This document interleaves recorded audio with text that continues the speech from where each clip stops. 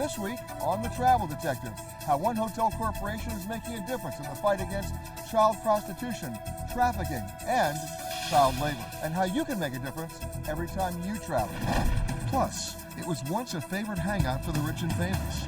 Today, people flock here for adventure in the great outdoors. I'll show you my hidden gems of North Lake Tahoe. And then, an inside look at what really happens to a cruise ship during a dry dock and the remarkable transformation it undergoes. The work starts even before the ship gets to the shipyard. I'm Peter Greenberg. That story and more on this edition of The Travel Detective.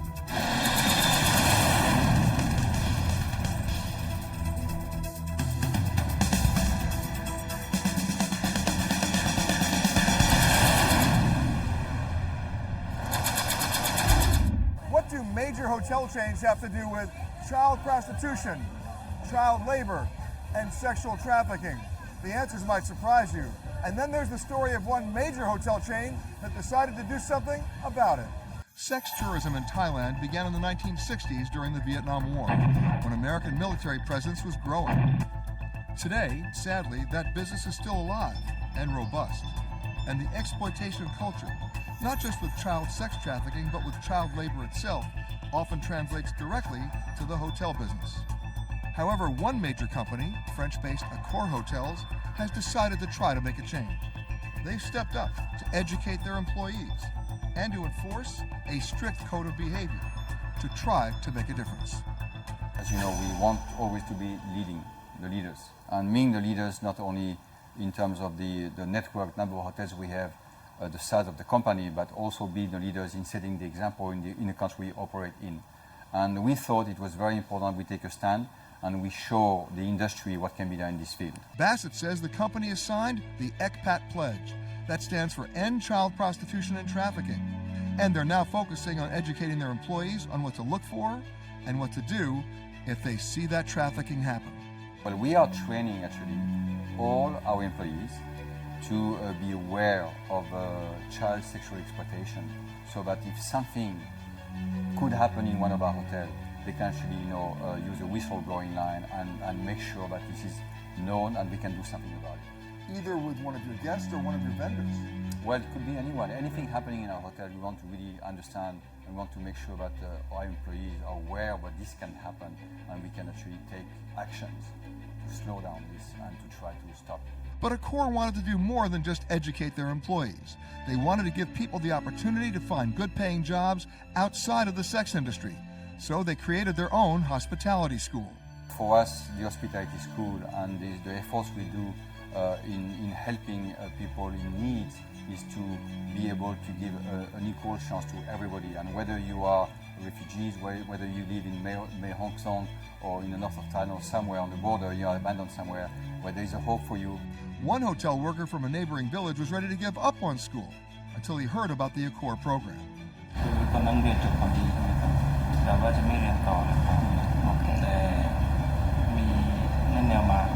If you had not gone to this school, what would you be doing right now? So this is a good opportunity. And less than 2 miles from the school is another great community project sponsored by the hotel.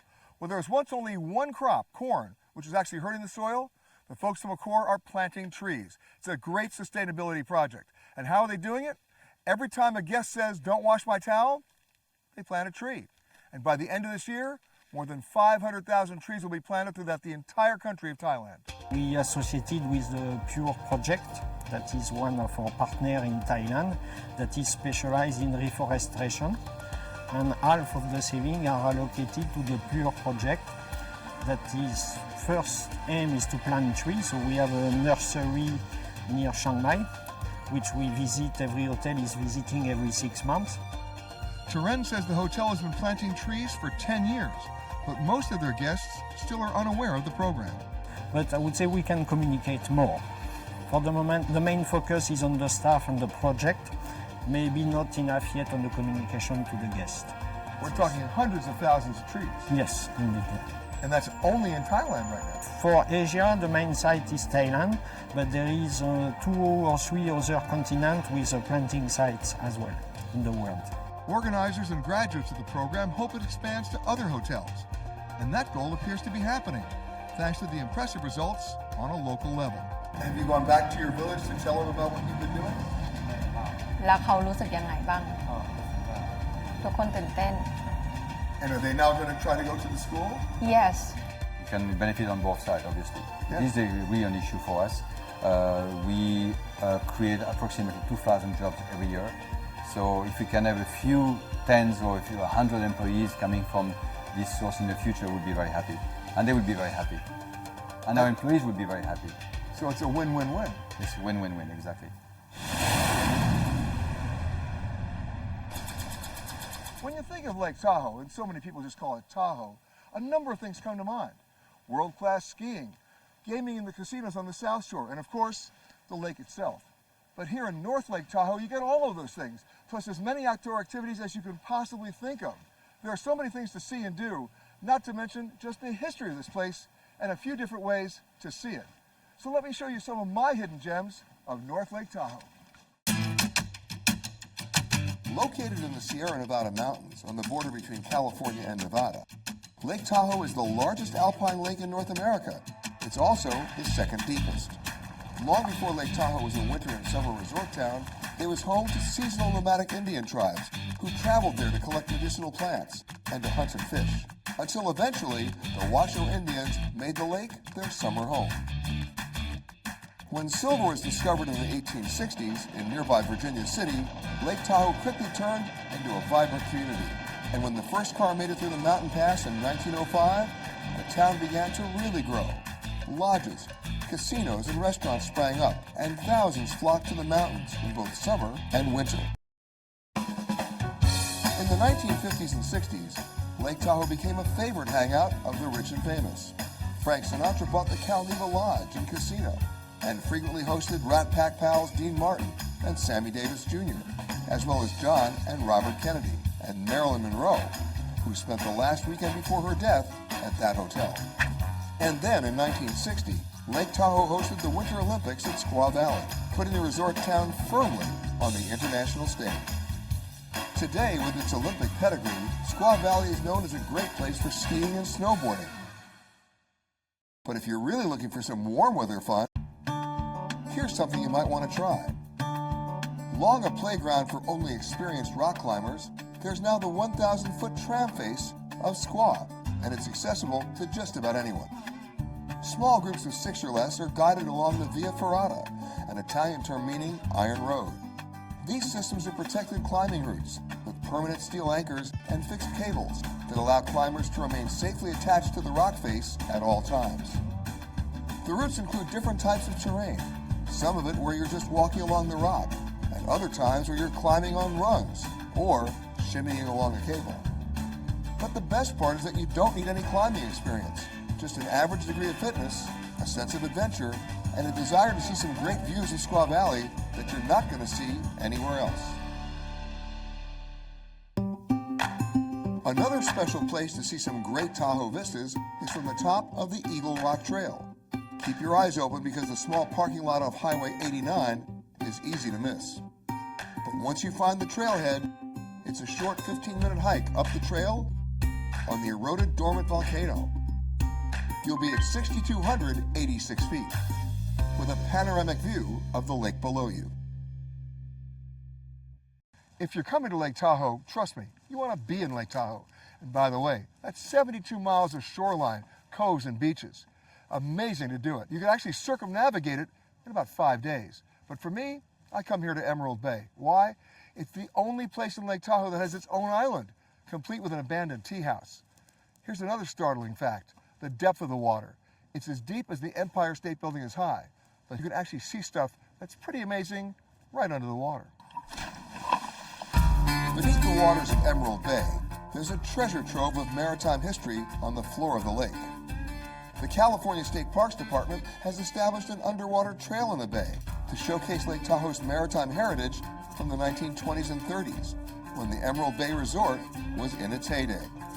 Denise Japke, the state parks archaeologist, explained how the Heritage Trail came about. It actually started with a popular exhibit that Tahoe Maritime Museum was having in Tahoe City. called ghost ships. They were highlighting some of the boats that we have in the underwater park.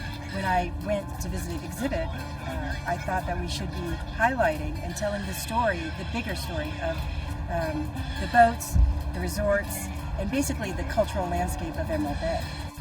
But you've got to go down, way down, to find it. We have in the bay 2 large wooden barges. We also have a total of 12 small recreational boats. They were all from what we think the Emerald Bay Resort, which is now the boat and campground. And our oldest one that we know is coming up on its 100th birthday.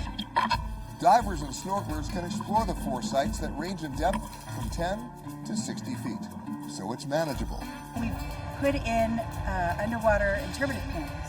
We've also designed and distributed diver information cards that have more contextual information about each individual dive site, along with an annotated plan sketch of each individual boat, along with UTM coordinates. Lake Tahoe holds 39 trillion, that's right, trillion gallons of water. That's enough to cover the entire state of California to a depth of 14.5 inches. And you know what that means? There's lots of opportunity and plenty of room to get in the water. Of course you can rent boats all over the lake, but there's a really cool thing you can do through the Lake Tahoe Maritime Museum that most people don't know about. During the summer, they run a ride boat program where you can go for a spin in a classic 1934 Chris Craft. Captain Danielle Rinning has got one of the best jobs. She not only gets to work at the museum, she gets to pilot the 84-year-old Stardust. It's one of 45 in the museum's collection. It's in great condition, and it hums. She fast? She's pretty fast. I wanted to see for myself just how fast she is, so I took her for a spin with the captain.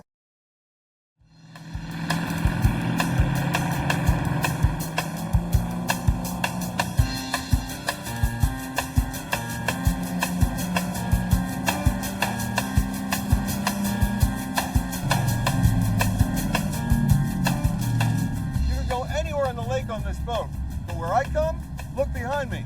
It's the boathouse from Godfather 2. So please forgive me if I say, Fredo, I knew it was you. There's another iconic wooden boat here in Tahoe, and this one lives in the 100-foot-long boathouse at the Thunderbird Lodge. The Thunderbird's a 55-foot mahogany yacht powered by 2 World War II aircraft engines. It was built in 1939 for the eccentric recluse George Whitell. Whitell bought over 40,000 acres and 25 miles of shoreline in Lake Tahoe, intending to build a resort. Then he changed his mind. Instead, he built a summer home on 6 lakefront acres and connected the house to the boathouse with a 600-foot tunnel. Along with the main house and boathouse, the property includes staff quarters and a card room with a secret escape door where Whitell held high-stakes card games. He also built a large barn for his beloved pet elephant named Mingo.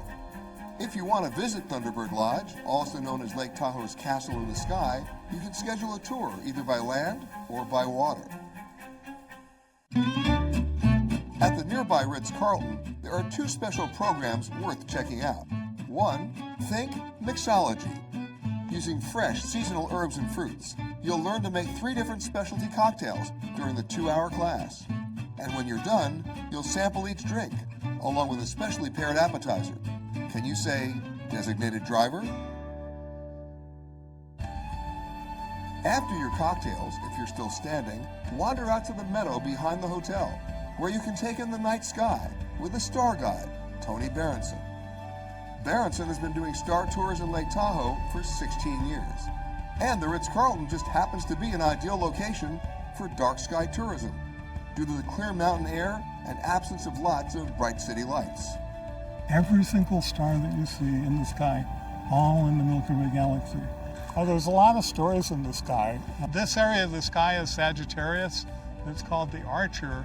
But to me, it doesn't really look like an archer. It actually looks more like a teapot. These 4 stars right here make the base of the teapot. These 3 stars right here make the spout. These 3 stars make the top of the teapot. And these stars right here make the handle. And so it kind of looks like a big teapot in the sky that is pouring stars out that make the Milky Way. Oh, that's a great way to look at it. This is so cool. But you can't leave Lake Tahoe without renting a bike. Then take a spin on the new bike trail that runs from Incline Village to Sand Harbor. Amy Berry is the CEO of the Tahoe Fund, the group that spearheaded the project. She's also an avid cyclist. I don't think there's a better trail in all of the entire globe. This trail was built for everybody. So everybody from little kids all the way up to older adults will be able to ride this trail and enjoy this incredible view of Lake Tahoe. So not only unobstructed view, unobstructed trail. Unobstructed view, unobstructed trail. We're going to go 3 miles. So 3 miles is a pretty good way for people to be able to get out on their bikes and get some exercise in and get some incredible scenery at the same time.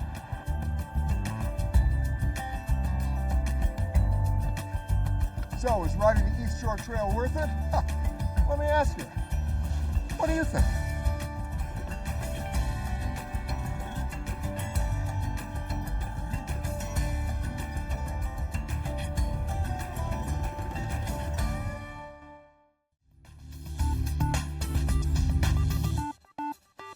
If you're looking for an indicator of the health of the cruise ship industry, look no further than the shipyards. Globally, the shipyards are operating at 100% capacity, turning out ships of every size and pedigree. Here at this Bremerhaven shipyard, the Crystal Serenity is in for a 15-day dry dock. It's also a 15-year-old ship. And what happens to this ship might surprise you.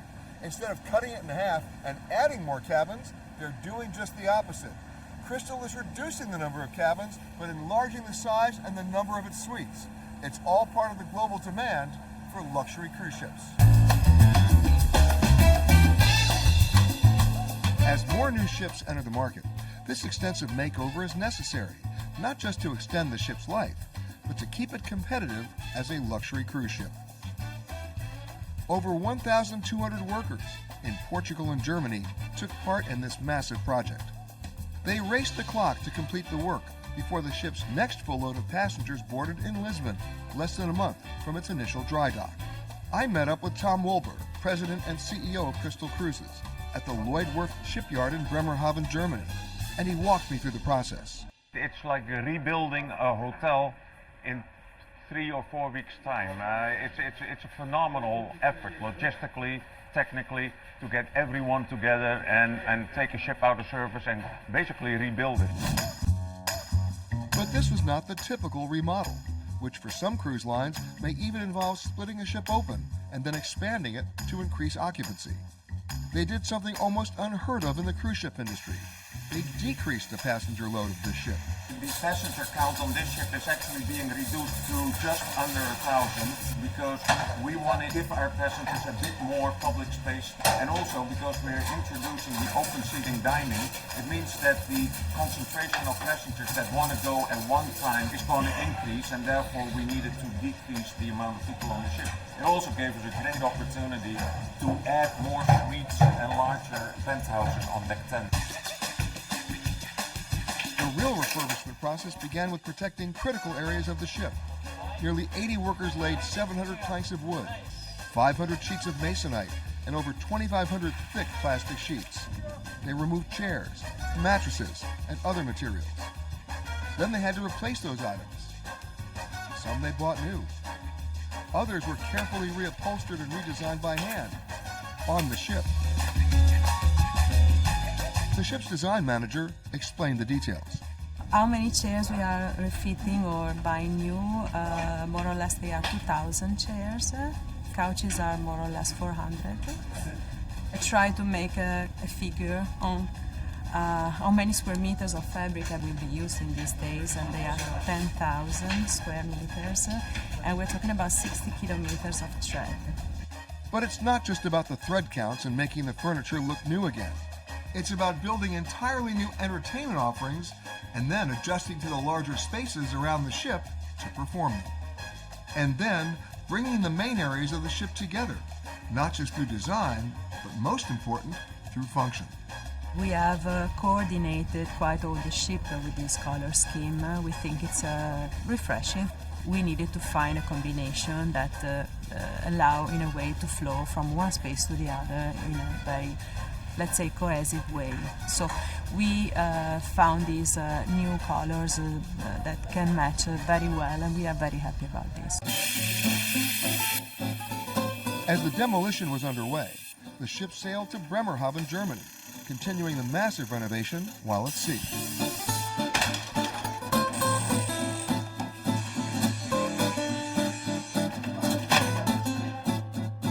When it arrived in Germany, the Serenity went into dry dock, process of placing the ship on cinder blocks and then draining the water around it, because even the bottom of this ship was getting a makeover. And I got a view of the ship that most people never see, along with a tour from the captain. Yeah, it's impressive. You don't really think about it when you are up on the bridge. It's the daily thing you see every day, but here it's different. The anchor is 10 tons, and then the chain is actually, you usually have minimum three locks of chain, which is 30 meters. So there's probably 20-30 tons on the bottom. The anchor isn't the only thing that might surprise you under this ship. The crew above me was working with paint. It comes with a sticker shock almost as big as the anchor. For 1 gallon, it's more than $500. And I used a couple of thousand gallons at least. That price may be high, but this silicone paint ultimately saves the company money, thanks to reducing the ship's resistance through the water and creating better fuel efficiency. There are other major changes that might surprise you. Consider some of these figures that it took to make this transformation work. Just for a start, there are 5,297 square meters of new carpet, 2,009 square meters of hardwood floors, thousands of feet of fabric, and hundreds of new beds. And then there are the technological upgrades. We're doing over 600 TVs, that some of them you see behind me right now, that we're installing in all the public areas and in all the guest staterooms. We're also replacing over 900 network drops, so we're over 1,400 in total, including the Wi-Fi. Translation: every passenger being able to stay connected throughout the ship. Other technical features they've added include interactive maps, iPads in restaurants allowing waiters to send your order straight from the table to the galley. There's even the new Panelmax camera, a camera mounted to the top of the ship, every 5 to 10 seconds taking a 360-degree panoramic view around the ship, giving live views and archiving it to look back on where the Serenity traveled. They've even upgraded their enrichment programs with the installation of 38 state-of-the-art 27-inch iMacs available to any passenger at any time. All of this high-tech and, more importantly, high-touch work is about enhancing the passenger experience. From an economic perspective, it also has to make sense, since the ship is essentially being given a second life and many additional years of sailing. And thanks to precise planning and execution, and a little luck, the work ran ahead of schedule with few surprises. There's really no massive discoveries that you go like, we did absolutely not expect that. We did a test in Finland, and there were a lot of gee whizzes there that allowed the companies to adjust their processes, their assembly methods, and that is now really paying out well on the ship because they're about 2 days ahead of time, ahead of their schedule. But it was still a race to the finish.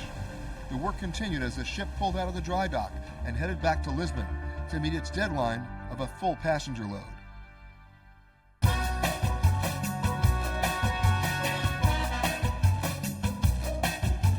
And as those passengers boarded the Serenity, they were greeted with a vessel painstakingly redone. Although for some Serenity enthusiasts, they were happy, whether they were renovations or not. I think we can still recognize the old to the new, but the new is very nice. You know, everything moves on, doesn't it? It has to. Yeah. But we would have been happy if it hadn't. But as it has, we're just as happy with that. So nothing stands still, does it? Nothing does stand still for long, especially not on the Serenity, as it continues to sail almost non-stop on a schedule that takes it around the world.